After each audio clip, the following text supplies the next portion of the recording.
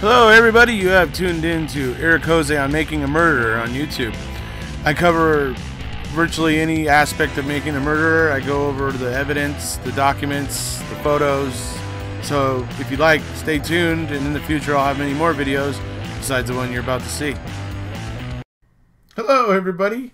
I was actually researching a video today, well, about Brendan and about how the Wisconsin Supreme Court kind of ignored Brendan and kind of the reasons why that's a bit odd, when I got a call from Mr. Capaldi. So I took the call from Mr. Capaldi. We're having a look here at Mr. Capaldi's favorite suspect right now, who I think is a fishy guy, as you all know. His duping delight on the stand is plenty of cause for concern. So here we go. So you're going to ask about the content on the computer. You're going to basically be asking, was it used, or basically inquiring as to whether it was used against Bobby to get him to testify the way they wanted?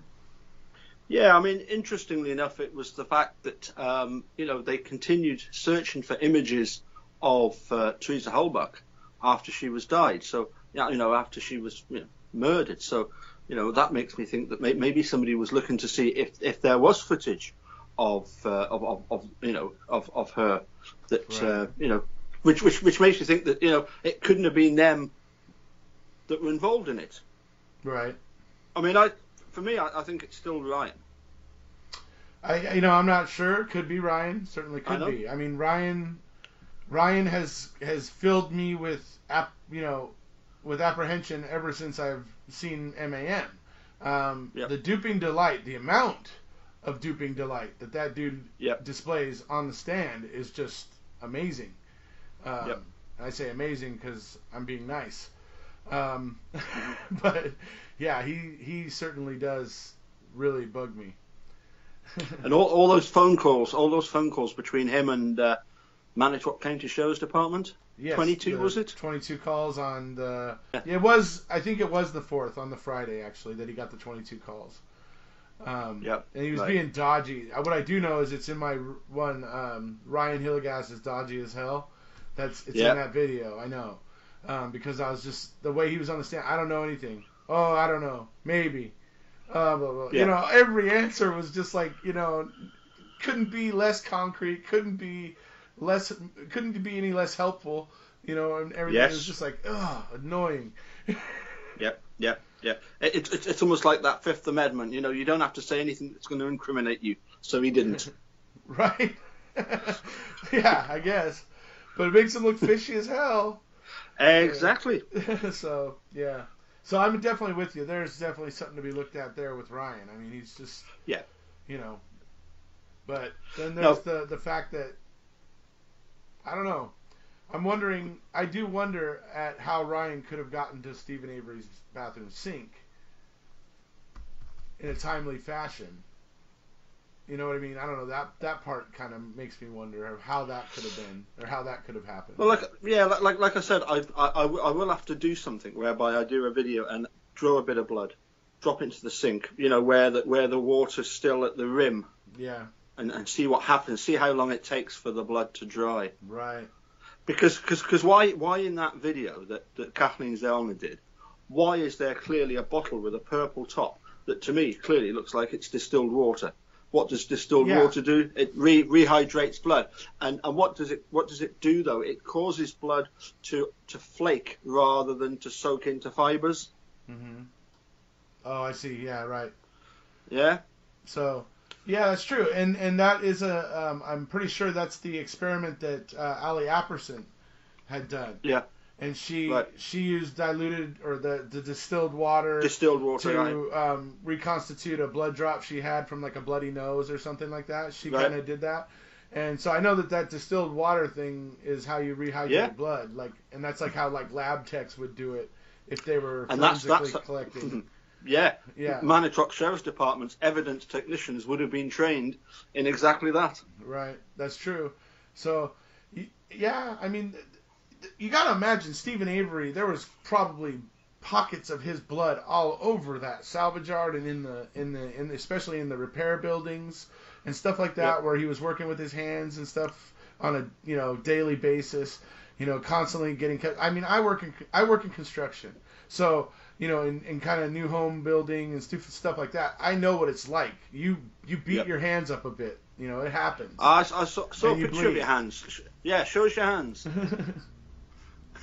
Yeah, that side of them. So they're big, and they're and I got a lot of calluses that I've built up because I work in construction. So yeah, anyway. I've got soft hands, you see, because yeah. all I do is teach music. So I've also been working on a video right now, something I was talking about with Tracy Coe the other night.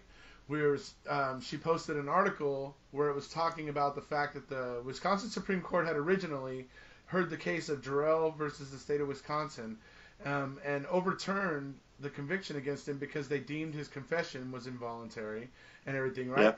Yep. And because of that case, the Wisconsin Supreme Court initiated a judgment or basically issued a judgment where they required law enforcement to electronically record interviews with juvenile suspects. That's where that came from. It came from that decision at the Wisconsin Supreme Court.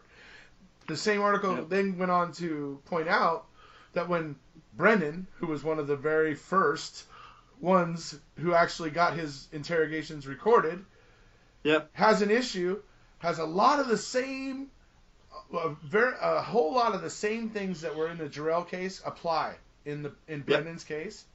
And yet the Wisconsin Supreme Court didn't even bother to hear it. Didn't even say why they didn't bother to hear it. They just they completely shined Brennan's case like it was nothing. And it's like, oh, wait a second, you issued this judgment saying you wanted electronic, recording of these things so that you could make a better judgment.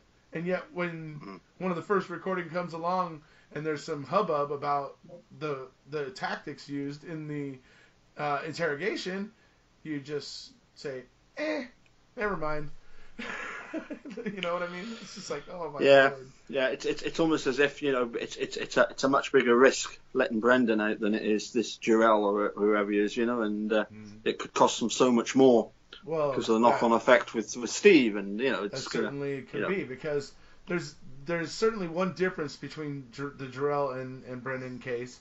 The reason why they went after Jarrell is way different than the reason that the investigators went after Brendan. Jarrell just happened to be somebody they thought was of interest at the time, right after the crime. They got him like the next day after the crime had happened, went to his house and picked him up in the morning at like 9 a.m. Yeah. With Brendan, we're talking about investigators went after him 4 or 5 months after the crime had happened because the evidence wasn't materializing against Stephen Avery like they wanted. And then that's why they go after Brendan and they start bullying him and telling him, no, we know it was in the garage. We know it was in the garage. We know it was in the garage. And eventually, so he starts telling them that things happened in the garage. They get the right to get back into the garage. And what a miracle. We find a slug sitting on top of the concrete dust from the jackhammering in the garage that miraculously has Teresa Halbach's DNA on. Now, that bullet could not have been there when Teresa was on the property. That bullet couldn't have been there since the 31st because it doesn't have any freaking dust on it. Yeah. So, I mean, when you watch the series of events and you see how suspect that bullet is, and you just go, they were bullying Brendan to say things happened in the garage, then this happens. It's just like kind of becomes obvious. Yeah. No, the other thing I wanted to talk about was the fact that Barb doesn't actually owe anyone an explanation, and she doesn't have to ask Bobby a question in the first place. But it would be a good idea to do so, to ask the question, because otherwise people will draw their own conclusions. Right. Silence will shout out to them.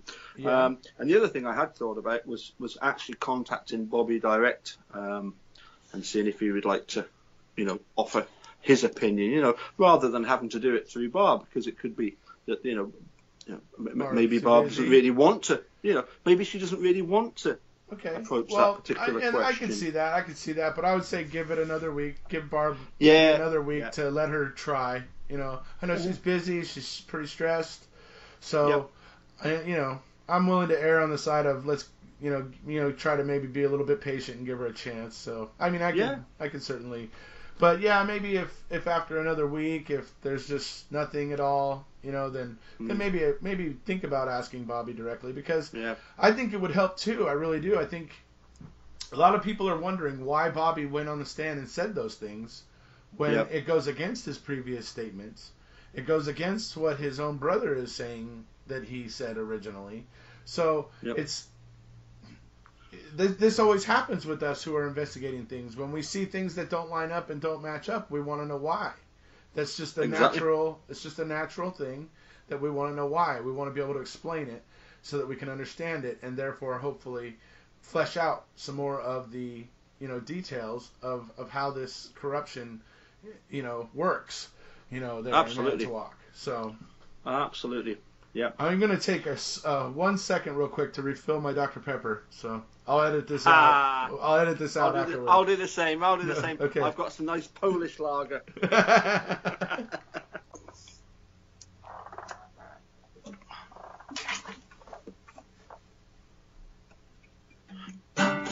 Friends in low places think of. I've got friends in low places.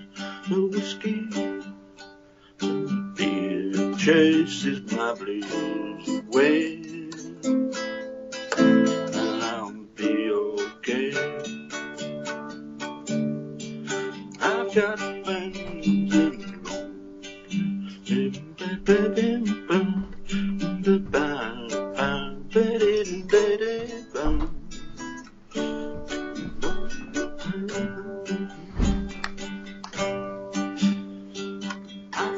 Friends in low places where the whiskey flows.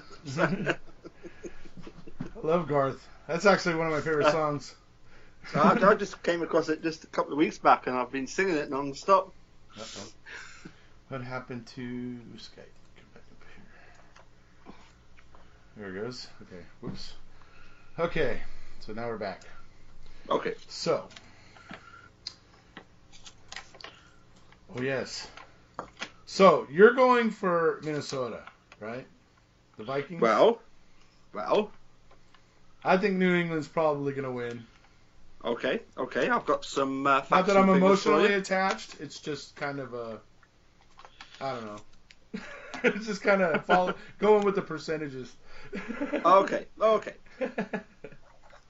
then we were going to talk about what possible questions for Bobby. Right. Yeah. So obviously, I mean, I think I covered mine. Is why the incongruous statements? Why the originally saying one thing and then changing to another thing when on the stand in terms of whether or not Teresa left the property. The other thing is I would like to ask Bobby myself is why did he allow himself to try to testify about something his friend said? And why did he allow Ken Kratz to try to act like that statement had been made on the 3rd? You actually wonder about that if Bobby was simply told to say, look, just agree with me on this, just go with this, Yeah, I mean, because that's the way it kind of seems, because he's on the stand and he clearly is just kind of going against what he previously said, and it's just you got to wonder why. And then obviously Kratz is trying to misrepresent that statement by his friend. I think it was Mr. Osmondson. Mike Osmondson. Yeah. He's clearly trying to represent that conversation is happening on the 3rd. And it was Tracy Keogh that again she pointed me straight to it, and it was the February 27th interview of Brendan, where they said, basically, that there's people at Manitowoc saying, oh, let's just charge him. He's involved in this. We'll just charge him, and that'll be it. Right.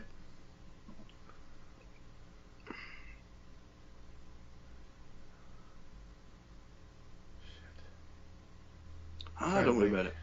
Don't worry about it. Yeah, we'll have to come back to that the next time. There was definitely a I know it's conversation. in queso. I know that it didn't happen on the 3rd or the 4th, as Exactly. Kratz was suggesting. But I don't remember the rest of the specifics on it, unfortunately. And if you remember, in Making a Murderer, he was so dodgy. He says, "Was that a question?" Because he didn't have an answer to it, did he? You know. Right. And he says, "Oh, well, where did I get that from? Because I prepare my witnesses." That was what he said, didn't Right. he? You know? Oh yeah, Kratz, when he was asked about it by the press, right? Yeah. Yep. That was Kratz. Dodgy. He definitely did. Dodgy as hell. Just like when that reporter was asking him about his sexting and forceful sex claims and all that stuff, and how he was making it about everything but him, and it was it was a political coup, and all that. It's just like, oh my lord, he's like, he couldn't deny it, so he just had to try to deflect it. It was like, absolutely. Anyways, funny. It's okay. That's Kratz. So, yeah, that bit about the Wisconsin Supreme Court basically like not even considering Brendan's case at all. When a case so similar to it was what caused the recording of juveniles to happen. I mean, that just blew me away. And me and Tracy Keogh, who you were just talking about, we were talking about it in Brendan's Facebook group, and we jumped over to Twitter, and we were over on Twitter talking about it over there, too, trying to just because I mean it is amazing. I mean, I'm actually reading the summary of the Wisconsin Supreme Court's decision in Jarrell. I'm actually reading the summary right now. I was doing that video right before you called. I was actually doing the research on that video. And, I mean, the two cases are so similar. There's just some kind of slight differences. Very slight, really, in my opinion. And almost everything else is almost right down the line. They're almost the same case. It's really crazy. Yep. So, it's like, how do you issue a judgment in one case that creates new legislation to protect juveniles, and then the next time a case like that comes along with that recorded confession to go along with it, and you say, meh, we've lost interest, or something. Yeah. It's almost as if I'm going to ask a question. Is something like Making a Murderer a complete unique one-off, whereby we're actually, sort of highlighting the fact that somebody that's been charged with a really horrible crime is actually innocent of it? Right. I mean, it's dare I say it, sometimes we get the impression that your typical sort of American westerns where, the good guys versus the bad guys, right. and the good guys are always the sheriffs and the deputies, and right. they're the good guys, Marshals. and they're dealing with, and it's Making a Murderer. I'll give you an example. Today I was added to a Facebook group called Memories of Manitowoc County. I put my first post in, and I said, look, I've been a Packers fan since the early 90s. I'd never heard of Manitowoc until Making a Murderer. I've since had a lot of conversations with the sheriff of Manitowoc. Does anybody out there think that he's going to run again this year? Because that was an interesting thing, wasn't it? About Pete Bates running for sheriff. I'd love to see Pete Bates get in. And I remember reading that was a year ago that Dean Strang twittered that, and I remember thinking at the time, gee whiz, surely within a year that case will all be sorted. Yeah. And we're still here, and we're not forward. The wheels of justice turn slowly. Yeah. I mean, I can't think of anything similar to Making a Murderer. Well, on the level of what Stephen and Brendan's case is, I mean, I can't myself, but I mean, honestly, I don't know. Some people, anybody watching this video might know. I mean, you've probably seen some of my Scott Davis videos. I mean, that case is a freaking mess. They came after the guy 8 years later. 72 pieces of the evidence were gone, especially the most important ones that would have at least allowed the defense to run the DNA of the supposed killer or the blood of the killer or who they thought was the killer until it didn't match Scott. Then suddenly they just shuffled it off into evidence storage.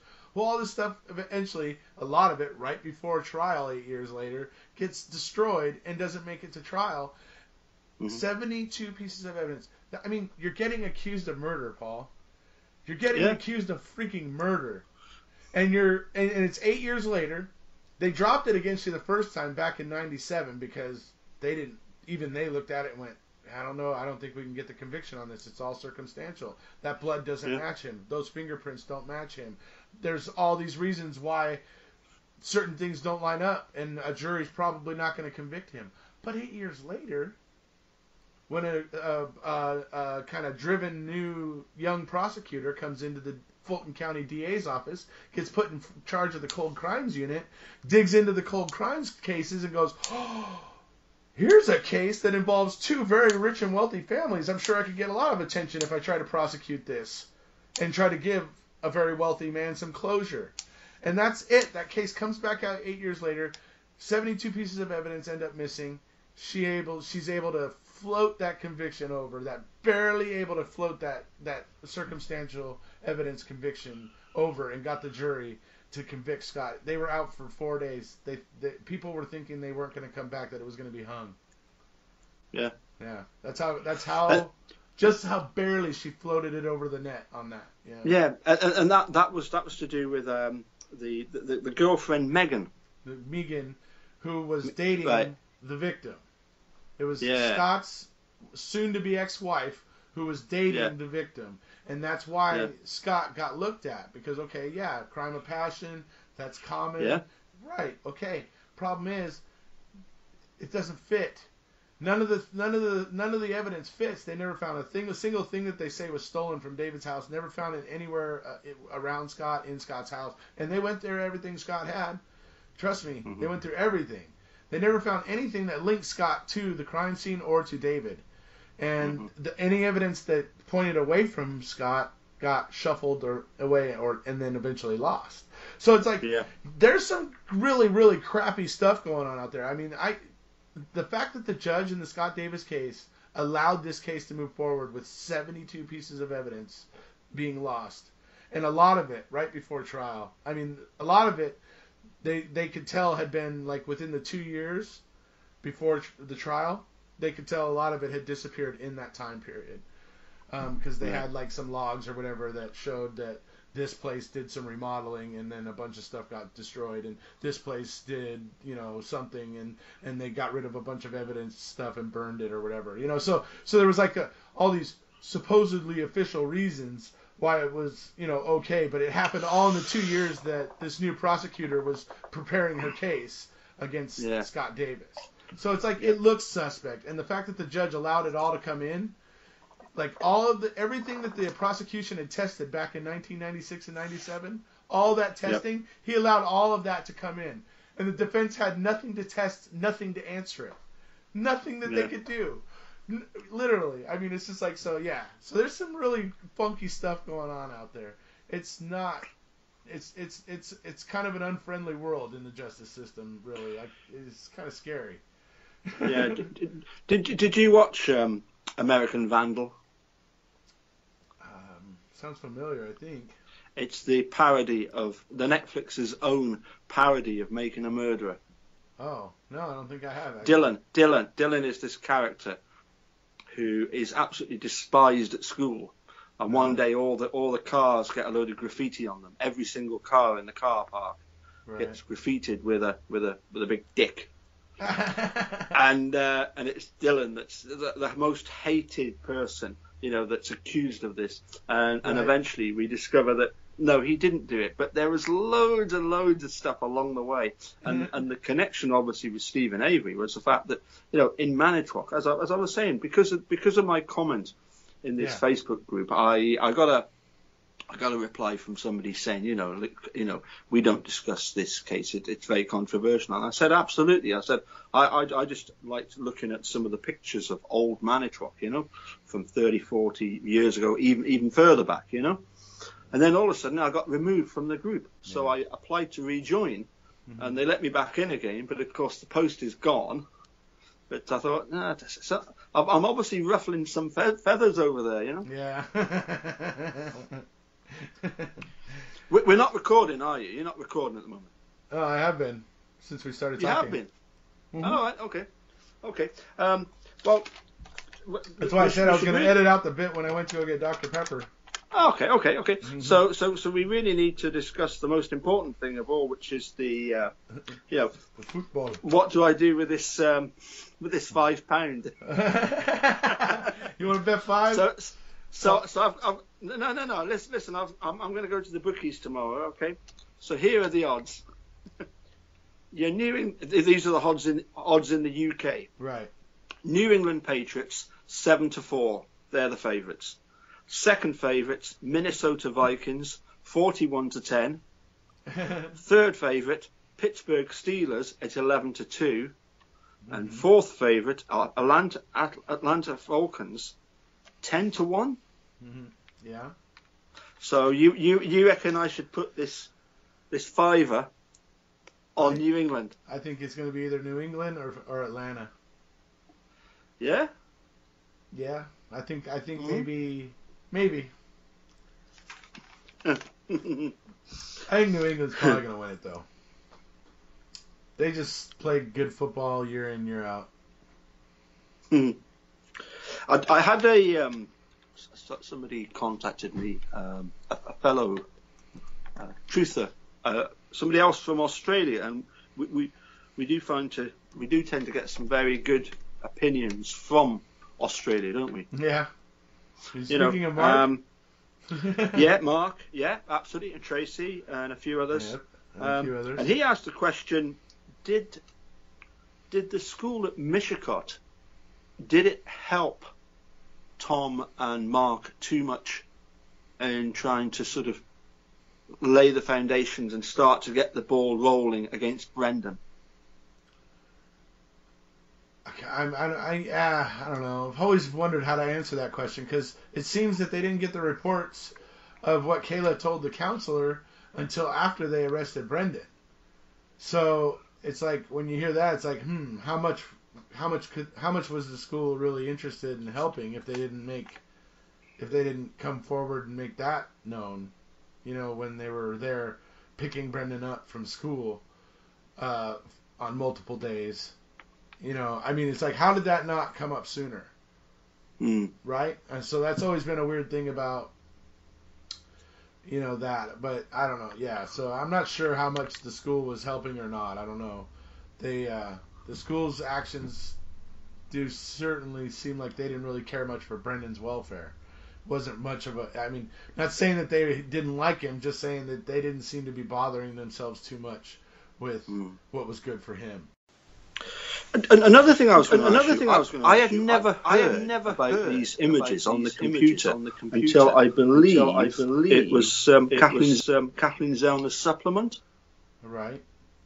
Well, yeah, that's how we all learned about it, right? But yet apparently it was in this, Dean Strang and Jerry, that it was put in a load of stuff by Ken Kratz as a piece of paper. There was a flyer put in there that a report and a CD existed. Yes. Yeah. So, but I find it, this is the sort of thing that's, dare I say, people go on about the fact that bits that were left out of Making a Murderer. But this is huge, and this was known back then. Or did Dean and Jerry ever get to find out what was on the computer? No. They never did. They never did. So how did it's still in freaking Tom Fassbender's custody. Yeah. She had to get it from Tom. Get hold of it. She had to get it. She had to ask for it. She probably found out about it. She probably found that flyer in the batch of shit that she's going through about this case. One of her interns, somebody found that flyer saying, "Hey, there's something about some content on the Dassey computer, or blah blah blah blah blah right here." So somebody started asking about it, right? And once somebody starts asking about it, then they have to say, oh, well, Tom Fassbender has that. And that's why that's why she was so keen to put that in the supplement. Going, yes, this was held by Tom Fassbender personally, not in somebody's official evidence storage anywhere. So it's like, just think about the implications there. Yeah. When it was sent over to this other county for this guy to, for this guy to, to sort of, presumably then, Barb knew about what the report was about, what was on the computer. I truly gotta think that Barb had an idea of what was on that computer. Maybe she didn't know exactly everybody's individual activities, and she may not have been very computer savvy herself at the time. Yeah. But I would think she might have some kind of at least subtle awareness of some of the things that were going on the computer. Yeah. Well, what I'm thinking is, was it them? Was it Barb that actually gave that information to Zellner about the fact that there was stuff on this computer? I don't know. I don't know if that was Barb or not, because in that phone conversation there's mention of, we've tried to help her and all she's done is throw it back at us, or words to that effect. Yeah. She did, she did say that. And I know that Barb feels that way because of some of my friends that I know that kind of talk to her occasionally. Yeah. But I know that Barb she gets overwhelmed by all this stuff. It's a lot for her to handle. But it's hard to say. I don't know. I mean, honestly, I gotta imagine that Zellner found it because she was diligently going through the files, and her interns and her people working for her were going through the files and went, oh wait, hey, there's a mention of that's a computer here, whatever kind of thing. The forensic results. You can look in. What was it? I was just looking at something the other day. I was just looking at a document I had posted on a video the other day where it showed that Dean Strang was asking for Stephen's computer and the hard drive on that, and the Dassey computer or whatever. Kratz was telling him, "Oh, we never even touched the Dassey computer. We never even picked it up." But then soon after that letter goes and picks it up. And clearly Dean Strang had to have expressed an interest in both computers to write. Yeah. He wrote Kratz a letter expressing interest in both computers. Kratz is like, oh, you can pick up the hard drive for Stevens at Calumet the next time you're there. And then says, we never picked up the Dassey computer. So, like, if that's like he's washing his hands of it with Dean asking for it at that moment in time, so that he therefore then goes and picks up the Dassey computer and then goes and does everything that he does, thinking he's officially washed his hands of Dean Strang's request about the Dassey computer. That's kind of the way it comes off to me. So, but I had another interesting message from a guy who, he said that a lot of people will never get their heads around the idea, and he put forward a sort of three-pronged scenario, which I don't agree, I don't agree with, but it kind of got me thinking about certain things, and that is that yes, Stephen Framed should be out of jail, but might have done it. it's like because they never proved. Yes. Yeah, I see where you're going. The jury found him guilty, but as far as the evidence is concerned, they never did. Ken Kratz goes on about the fact that he didn't just have to prove beyond reasonable doubt; he had to prove beyond all doubt. And for me, I just don't buy that one little bit. He did not prove anything. I think he left a lot of doubt on the table. Yeah, I think his narrative is ridiculous and laughable. I mean, there's just a laundry list of issues, with the whole damn thing. So, anyways, whatever, Kratz. Yeah. but no, to get back to what your friend is saying, I mean, that's the thing. That's the thing is that, to be perfectly honest about it, Stephen has done some things in his life. He's not seen as the most cutest and cuddliest guy in the world. And that is why people look at him and go, well, maybe he did do this. Even though they're seeing a lot of things that they probably don't like, but they are managing to move past that and say, no, I still think he's guilty.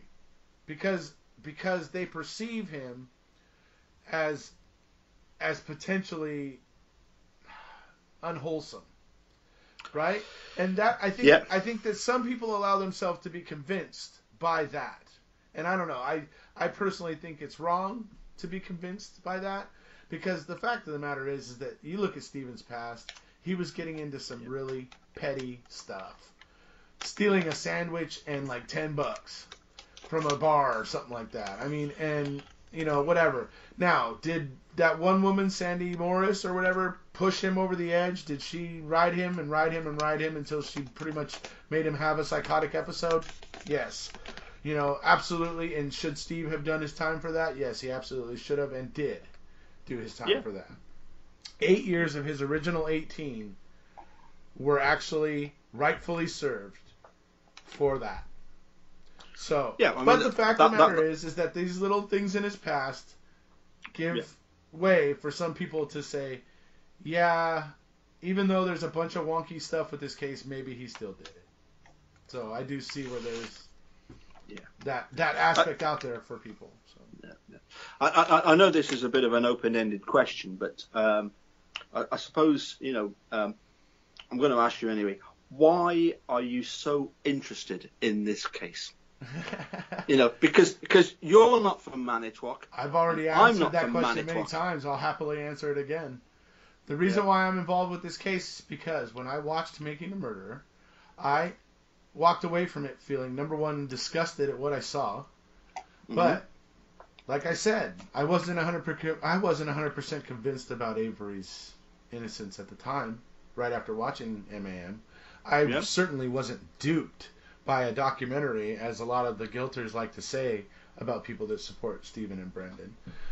But when I was going to work the next few days after finishing watching MAM, the fact of the matter is, in the back of my mind the whole time I was sitting there thinking about what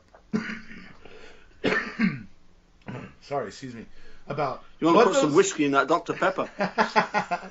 So but anyways, what I was thinking about is Brendan and what had been done to him, and how he was sitting in a jail cell, how he was sitting in a box, and basically having forced to live a miserable existence. When, in my mind, I am 100% convinced he had nothing to do with it.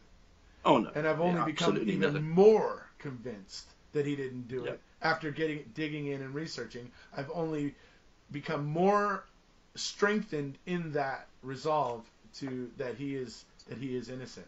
So, but that's why I'm here. It bothered me what happened to that poor kid, that poor 16-year-old kid, at the hands of a government agency that basically abused its power, in my opinion. And that kind of abuse against juveniles really just, against juveniles particularly, just pisses me off, because when you're picking on juveniles, you are purposely trying to go after somebody who's going to have less of a chance to defend themselves against you.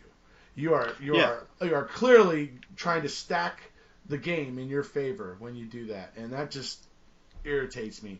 And add to that, in answering your question, sorry, but add to that one more aspect. One more aspect is that I have a huge interest in the whole crime and genre as a whole. Like watching crime documentaries, watching Investigation Discovery, which is basically a channel that's devoted to crime stories. I do as well. And all that stuff. So when you have these things together, they culminated, and that's why you're here listening to me to this day talk about MAM, Brendan Dassey, and also Stephen Avery. So that's the answer to that question. I mean, with me, as I say, I actually started out with, my daughter asking me, could this have all have happened? And I'm saying, no, police don't do that. No, they don't know.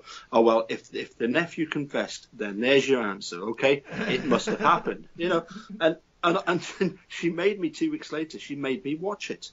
Right. And I couldn't stop watching because I couldn't believe what I was seeing, you know, by people who I respect the police. Yeah, exactly. You know, I've got a lot of friends who are both serving police and retired police, and I know what a difficult job they do. And when I saw what was going on, I thought, no, this is completely and utterly wrong. And you know, one of the things I often used to say to Robert Herman was that, you know, you're probably wondering why somebody from Galashiels is so interested in this case. Can I just assure you, Robert, that if it was you in Stephen Avery's shoes, you would be pleased that I was putting in this amount of interest into it. You know, you know, regardless of what social background you come from, when you see injustice of that scale, you know, done against anybody, you know, you know, if it was the sheriff of Manitowoc being framed, right, then you know, and it was being highlighted so that I was made aware of it, I would have exactly the same response as I do to the fact that it's a you know, a guy that works on a salvage yard. You know, he's a junk man. He's a dealer in junk. You know, and you he's not less important because he's poor or not as wealthy or doesn't have the same status as the sheriff or the officers of Manitowoc County. So absolutely there. We're born equal, we die equal. End of story. Right. You know. Yeah. What he who dies with the most toys still dies, right? Yeah, exactly. True. So, but yeah, we're getting very philosophical here, but well, sorry, carry on, Ben. I don't know. So I was just thinking, and you know, what was I about to say? I was going to say something. I put you off. I thought you were about to say something, so I was going to let you. No, you're okay. The I was going to say there was something interesting. Sorry. I was going to say there was something else that was interesting about the Jarrell case.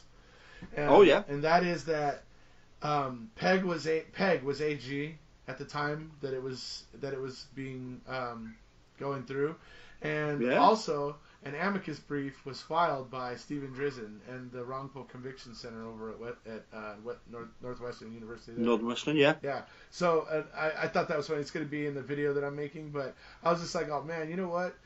Dude, Stephen Drizzen must know where a lot of the dirt is on her. He's probably had to deal with her in cases over the years. He probably knows a couple places to look where you might be able to find a little bit of, you know, muck, as it were, on Peg. Yeah. She got into trouble, didn't she, because of drink driving? Yeah, drunk driving. Using. But I'm thinking he probably knows about some of her suspect tactics in terms of the law community. I think he's probably, just because he's probably had to deal with her in court a few times, he's just probably maybe has an awareness of her. I don't know, but because that case was back in 2005. That was like, I guess, right when all this. Well, it was reaching the Wisconsin Supreme Court around 2005, which means it probably the original trial court decision probably happened sometime around 2000, I would imagine, and it took 5 years to get all the way to the Wisconsin Supreme Court, I would imagine. Yeah. So it's an older case, but to see that he was bumping into her, you know, this repeatedly almost, or you know, anyways. So I don't like Peg L. Could you tell? I think Peg L. I'm not a big fan of her. No, I think you know, I've always said that for me the timing of Teresa's disappearance was just too convenient, for Manitowoc. But yet it could well be that that Ryan did it. It could be that people close to Steve helped to frame him. Yeah. It you know, that could still be the case. It could be. Certainly people. We hope it's not the case. Yes, absolutely. We hope it's not the case. Possibly pressure.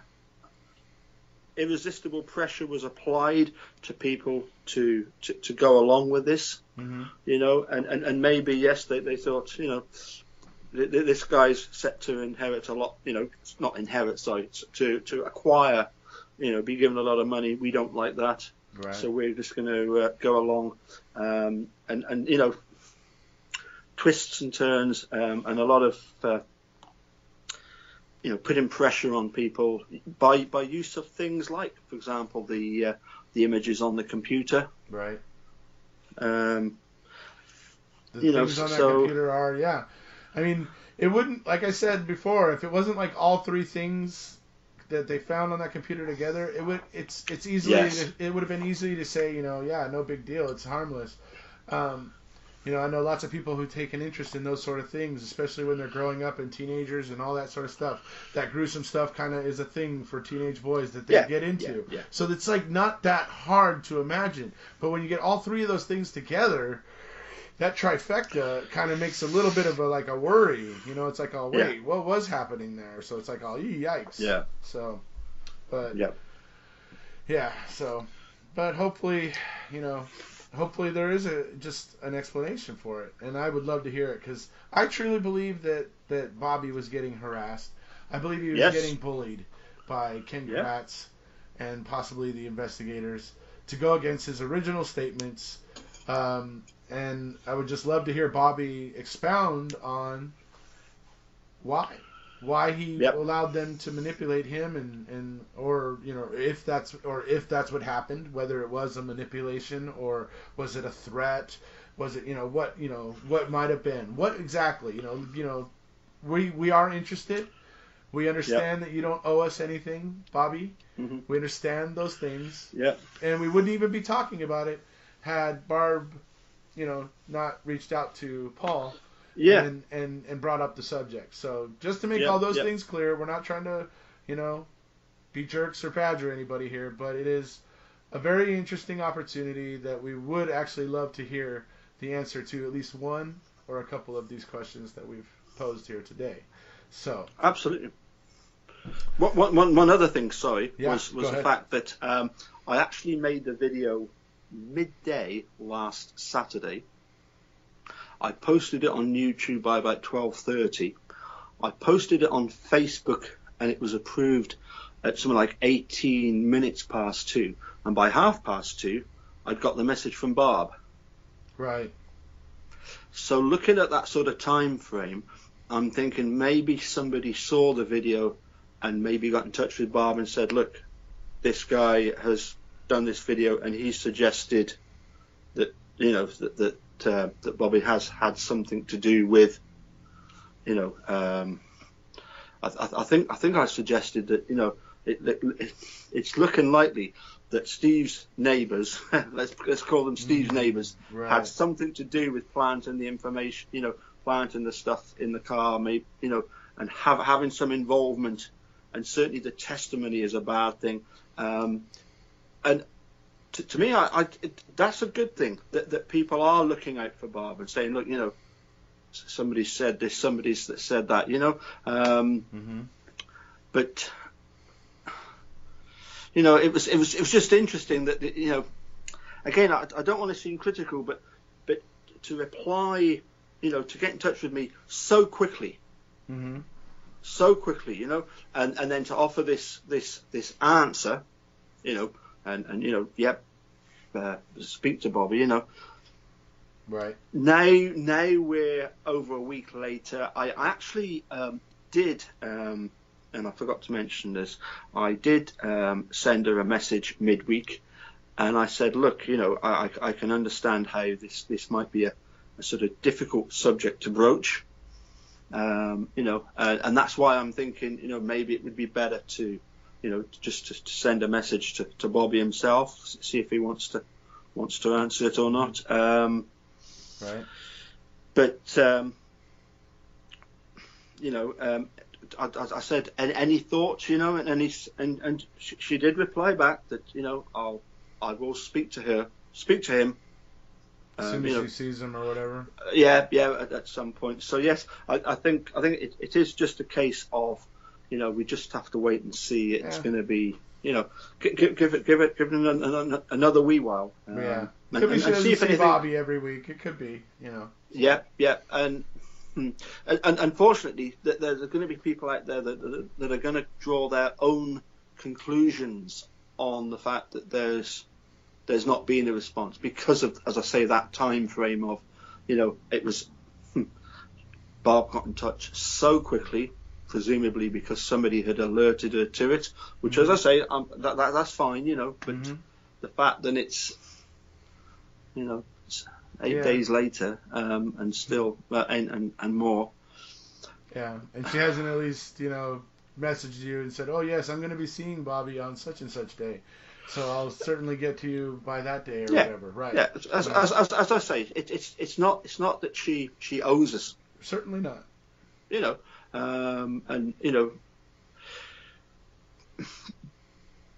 I can't help thinking that it's going to have quite a huge significance because this was the other thing that I asked of one of our legal experts about perverting the course of justice. Right. Because I saw a picture. It's quite funny actually. It made me laugh in the Facebook group, and it was a picture of Aaron Rodgers on the sidelines, and next to Aaron Rodgers is Mike Holbach. Right. And I saw that. Yeah. And I immediately asked the question. I said, do you have something similar in America to what we call perverting the course of justice?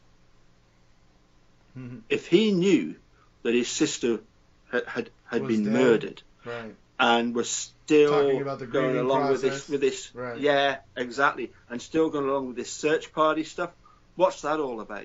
Right. If you've got information, I mean, here in the UK, perverting the course of justice is a really serious, maximum sentence is a life sentence. It's taken very seriously. But the legal experts were saying that there's something like obstruction of justice, but it's only classed as a top misdemeanor, and it's up to the state. It would be up to the state to sort of prosecute Mike Holbach, and when it was the state that probably told him, to say it, right? Yeah, so or that he was working with when he said it, right? Yeah. Yeah, certainly. So, well, I think that we've pretty much covered everything we wanted to cover today. I think so. Certainly look forward to doing this again in the future. It's been fun so far these 2 times. I think everybody's going to be a lot happier today with the audio. I think they're going to be much happier not to hear my echo. And so anyway, everybody's got to go and put their fiver on New England, yeah?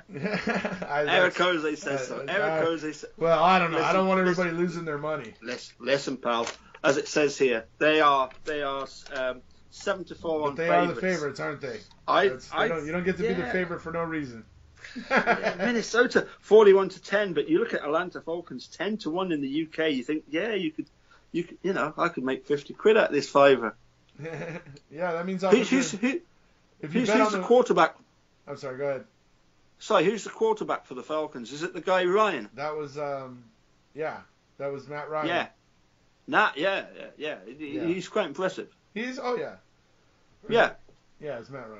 Yeah, he's good. He's a good quarterback, and Atlanta's they had kind of a rough year, but generally from year to year they tend to be pretty good. They're not always going to the Super Bowl, but they tend to be a competitor year after year. So yeah. Oh well. So. Okay. I'll let you know who I put my fiver on. You do that, buddy. and I'll tell you what. I might just put it back in my pocket. Right on, buddy. We'll see you soon. Cheers, mate. Yeah, catch you later.